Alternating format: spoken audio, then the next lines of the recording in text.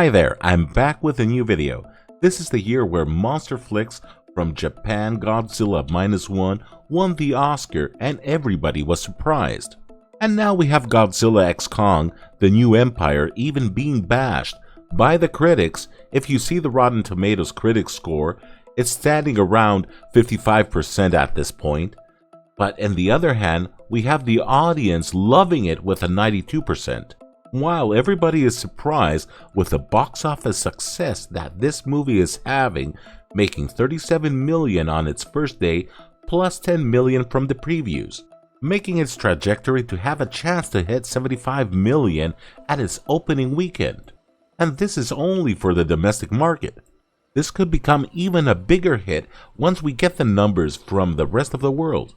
They never believed that people would like to see big monsters duking it out and breaking shit without being lectured.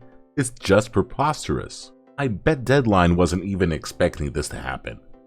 Godzilla X Kong, the new empire, opening scales up to $75 million, still second best for legendary Monsterverse, Saturday AM box office.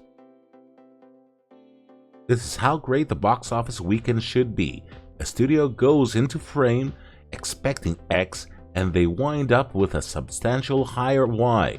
It was definitely a good Friday for Legendary and Warner Brothers, with more walk-up business than expected, as Godzilla X Kong, the new empire, posted a $37 million first day plus $10 million previews, putting it on path to a $75 million opening weekend.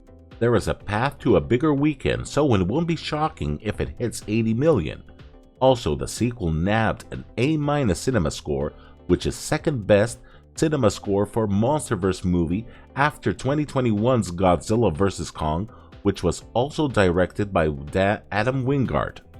As we can see, people are going to theaters for this movie and they're loving it, even if the critics hate it, and this shows us how out of touch they are with what the audience wants to see.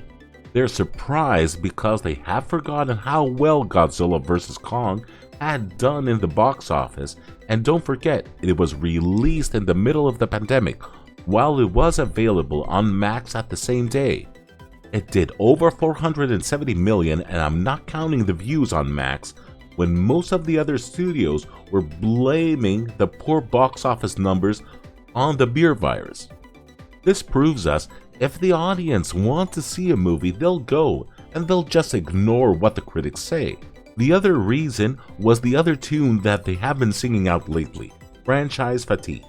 But this bad boy proves us yet again, if a movie is good, people will go to see it. A lot will say, look at what happened to Ghostbusters Frozen Kingdom. It flopped hard because it was practically a movie that was just ticking boxes. New cast from Afterlife, box ticked. Old cast from the Ghostbusters 1 and 2, box ticked. Member berries from the old movies, box ticked again.